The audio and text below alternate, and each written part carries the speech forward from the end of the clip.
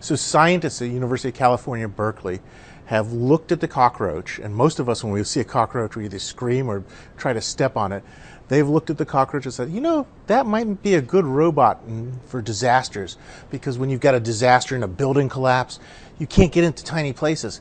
So the amazing thing about cockroaches is they can squish themselves to about 1/4 the size that they normally are and still move very fast. These cockroaches out in the open can move about the equivalent of 140 miles an hour for us. That's if you scale it up.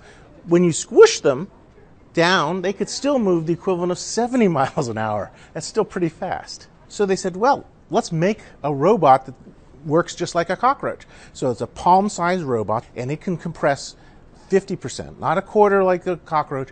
And the idea is eventually, it may take a few years, they'll build these swarms of these cockroach-like robots that in a disaster can go into cracks and crevices, and they'll have sensors, they'll have cameras, maybe microphones, CO2 detectors to see if there are people.